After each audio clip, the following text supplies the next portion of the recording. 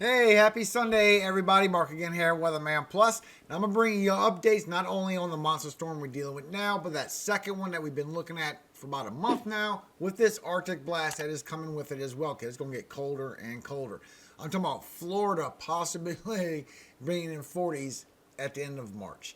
And I'm showing that we still have that April Arctic blast coming. So if you've never been here before, make sure you subscribe. Videos on my channel to show you. We've been doing this for over a month now, talking about these monster storms and this Arctic blast coming. So we really need to prepare for them, guys. Now I'm going to give you a quick update so you know what's still coming, guys, as well as a fast update as fast as I can.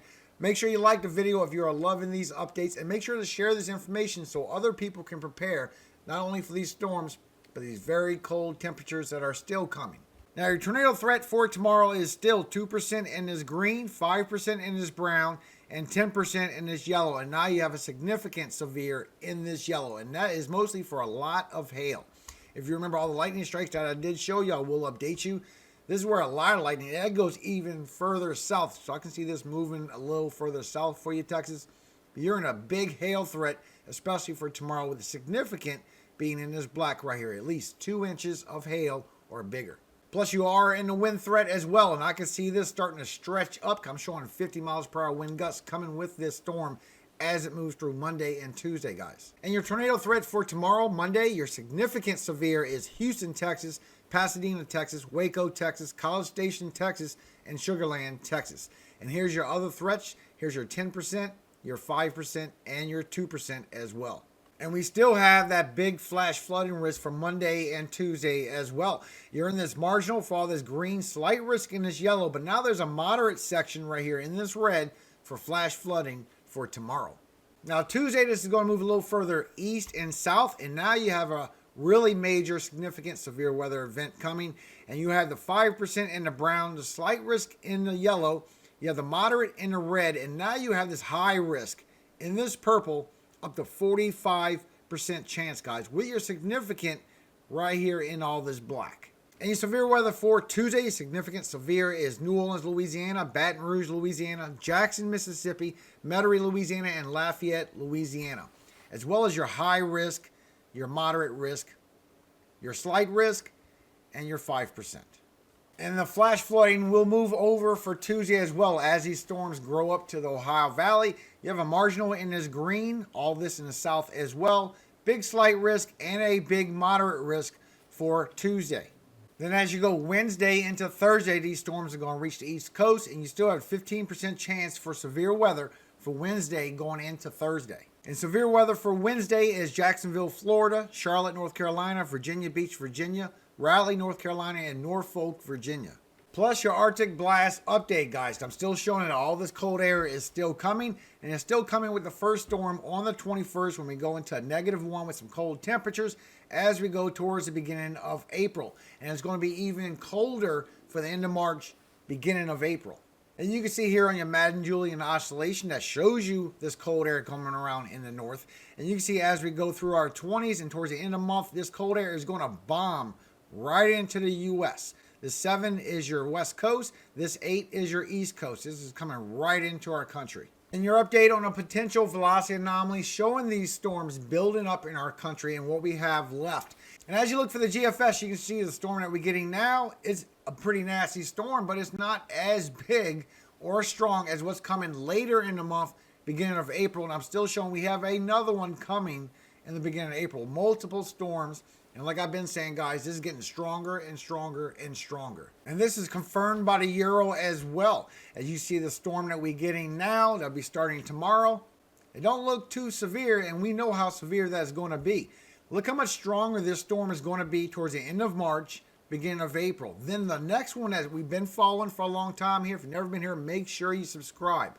This has been showing second week of April, the strongest yet. This has been showing for a long time. And you can see that here as we get to storm Monday, building up, bringing lots of rainfall, lots of severe weather for Tuesday to the south as well.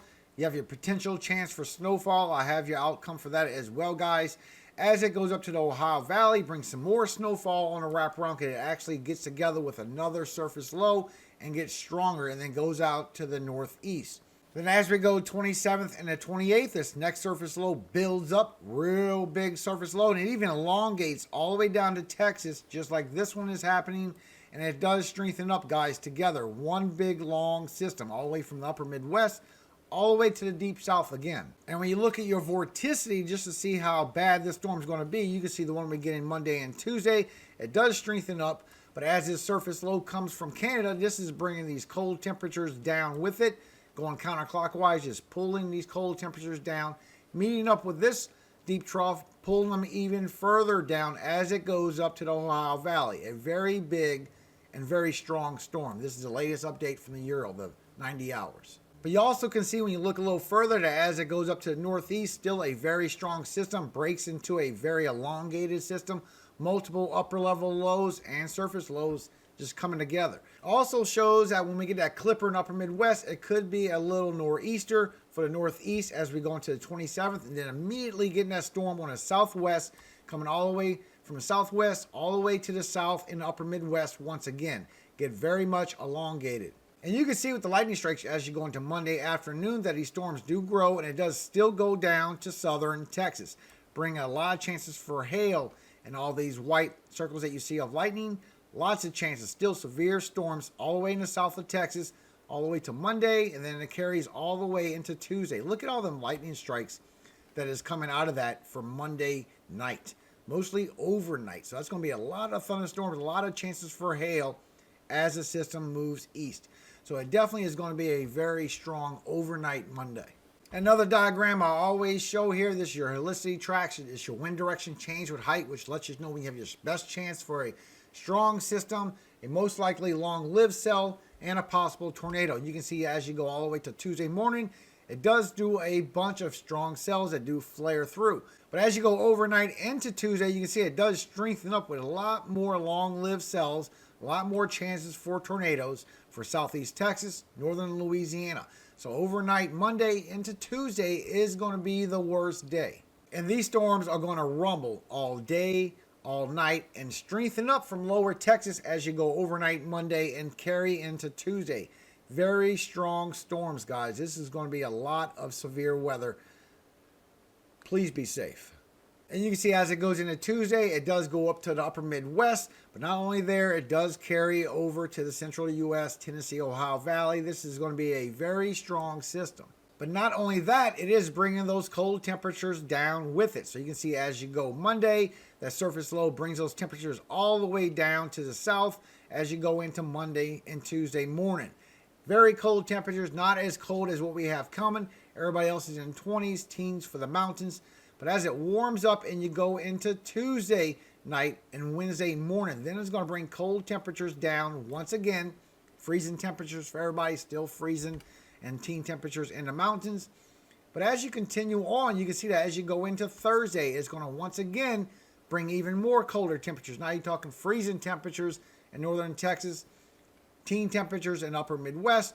But once you get a second storm coming on the 26th, 27th, and 28th, it's bringing teen temperatures with it for upper Midwest, and this will drag down towards the south for the 27th, bringing teen temperatures for the Ohio Valley once again, and then it brings it again for the 28th for the southeast. And this is bringing potential freezing temperatures once again to the upper deep south. Teen temperatures for everybody in Ohio Valley as this continues to come down for the 29th also. And you can see here from the East Coast shot as you go into Saturday, it starts bringing them cold temperatures down on the 26th, the morning of the 27th. Brings some cold temperatures, teen temperatures, even single digits, and possibly negative temperatures for northern Minnesota. But it's bringing 40s over to Florida now. But as you go into Monday morning, it's really going to stretch far to the south where you bring in high 30s to northern Florida and 40s on the rest of Florida, possibly some low 50s. But you have teen temperatures for everybody, even freezing temperatures in the south. That Arctic blast is still coming, guys. And the NAM is showing that as you go into tonight, into tomorrow, then you're going to get a lot of the high 40s to 50 miles per hour wind gusts with that system when it comes. Then as it goes into Tuesday, it's more 50 miles per hour wind gusts for Texas. Then it starts building up for the south as well. And you can see the update on your temperatures here with National Weather Service for your next 6 to 10 day outlook. Very warm temperatures, above average temperatures for the west, As you look for the east, you have very much well below temperatures coming, and especially for the southeast. Well below temperatures coming in the next 6 to 10 days. This is all the way to the 29th. So as you take a look at your temperatures, here's your temperatures for Wednesday morning. As you wake up, big system starting to build up, a lot of warm temperatures on the east side of it, and that's why you have a lot of severe weather. But you can see the freezing temperatures coming in. And with the wind chills, it's really still going to feel like 20s all the way to northern Texas, but it's going to feel like teen temperatures for the upper Midwest and possibly still negative temperatures for the mountains of Colorado. Thursday the 24th, these cold temperatures are still going to go to the southeast, bringing y'all in the 40s. Still got the freezing temperatures in the upper Midwest, but with the wind chill, is still going to feel like y'all are all in the 20s as this system moves through. And then Friday morning, another cold day, not super severe, but it is going to get worse, guys. Everybody in the 40s to the high 30s. And wind chills are still bringing the 20s to the upper Midwest, Ohio Valley. You still got the 20s coming with the wind chills. And your update on your precipitation according to National Weather Service, the next 48 hours, this is your precipitation amount, not only an inch in that blue for the northwest. That's what all that light blue is in an inch. The dark blue is a half an inch. But all this pink gets up towards 2 inches, and all this red is 3 to 4 inches of rainfall expected. Then as you go for the next 3 days, as it passes through, you can see how it expands out for the Tennessee, Kentucky Valley, and the southeast with over an inch and 2 to 3 inches. A lot of rainfall is coming with this first storm. And not only these storms that's coming with it, but also this potential snowfall coming with it as you get them storms in the south. Snowfall in the upper Midwest. And I'm even showing that that second system that's coming, the next monster storm, could be major snowfall for the Tennessee, Kentucky Valley, the central of the U.S. And you can see the update with the Euro, the snowfall potential that is coming with this system. And it is bringing possibly snowfall to the upper Midwest with some major snowfall for extreme northern Minnesota and extreme northern Wisconsin. I'm showing that that's not going to happen the way it's shown with the Euro. Most of this snowfall was coming from that surface low coming from Canada and on a wraparound adding more snow. And it's showing a little bit for the New England states. And I'm showing that major snowfall could be on the way. But you can see already that the Euro with the update is already starting to retract back on some of the snowfall. I'm showing this will be even further north, guys. And the GFS is showing that cold air is going to wrap in real nice around this system. And it's showing some potential snowfall coming with this as well. But as you look with the update, you see it already retracted back a little bit with that snowfall. But it is showing a possibility of inch or some novelty flakes. I'm showing it's going to be less. Now, as that first storm comes in, you can see with all the ensembles, that a lot of them is showing that there is chances for this potential major snowfall. But if you look at your controlled member right here, you can see that it is just way too warm, guys. The temperatures are not going to be there, and this storm is supposed to go all the way into Canada. But at the same time, it's showing that next monster storm that is coming is bringing some major snowfall with it as well. And a lot of ensembles is taking it for major snowfall, possibly for the upper Ohio Valley. You can see it right here as well. But as you look for your controlled member, you can see that that's actually going to be even lower with that major snowfall. Potentially a lot of snowfall. I will keep you updated. Also a good chance for this snowfall to come to the northeast on this second system. But if you look at a controlled member, you can see that there is a chance for that major snowfall to come all the way through the central U.S. and come up to the northeast and bring y'all some snowfall as well. This is going all the way to the beginning of April, and this is no fool's joke, guys. And you can see how the setup is about the same. You got the system you got coming now. You got that surface low coming from Canada, coming down, making it even stronger. Big surface low, a big strong system to the northeast. And then that next system that comes in right around the 27th, 28th with the same type of setup. Plus the winds. If you look at the 500 millibar winds, you can see how this is bringing a lot of winds, a lot of shear, and a lot of chances for tornadoes as well as the damaging winds coming with it. And then when we have that next setup that's coming, you can see it's doing the same setup, same location. This is going to happen again and again in the middle of April. In that first system, picking up by GFS, you have 40 and 50 miles per hour wind gusts as well. But that next system coming in is going to be even more winds and covering more of an area. Showing like the NAM, 50 and 60 miles per hour wind gusts possible as well as the southeast. And then when the next system comes in on the 28th through the end of the month, is bringing 50 miles per hour wind gusts with it all across the central U.S. and the upper Ohio Valley. In that second Arctic blast that we're going to get towards the end of the month, you can see on the 26th, you're starting getting the freezing temperatures coming down from the upper Midwest. And with the wind chills, it will be very cold. The upper Midwest is going to be either feeling like you're in the single digits to negative temperatures with this cold air. As you go to the 27th, it's going to loop in even further and bring negative temperatures this time in single digits. A lot of 20-degree temperatures. This is for March 27th, guys. Bringing 40s to the south and southeast, maybe some high 30s in certain spots. But with the wind chill, it is definitely going to reach the south, feeling like you're in the 30s, maybe the high 30s. But you're going to feel like negative 10 and negative 15 degrees for the upper Midwest.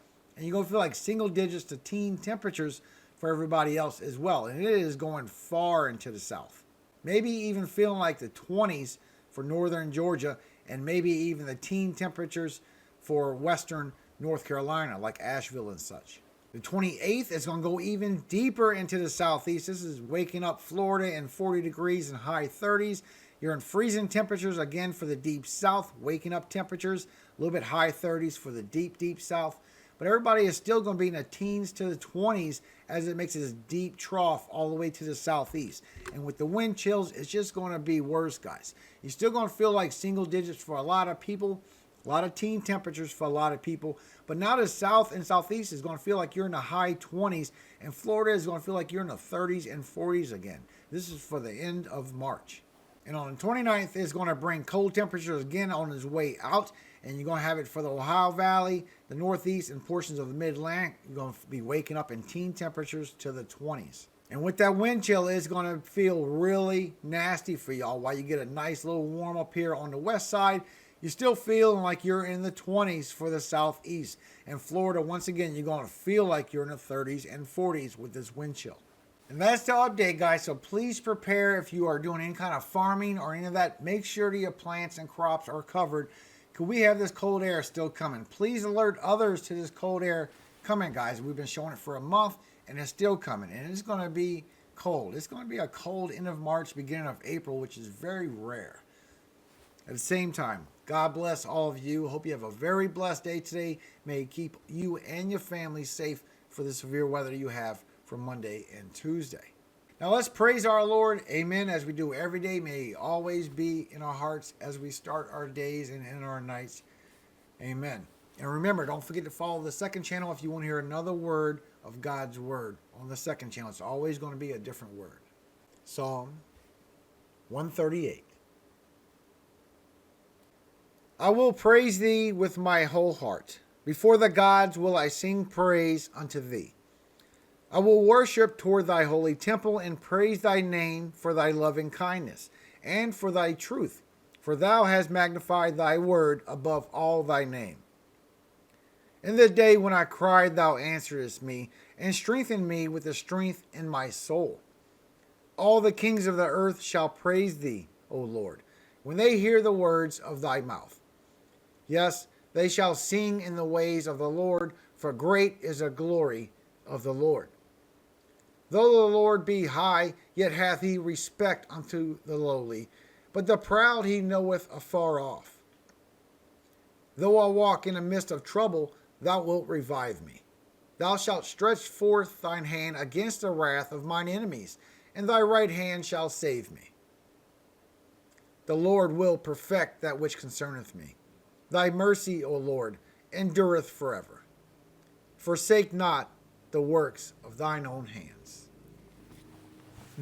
Amen. Have a very great Sunday today, guys. Please share this word about the Arctic temperatures.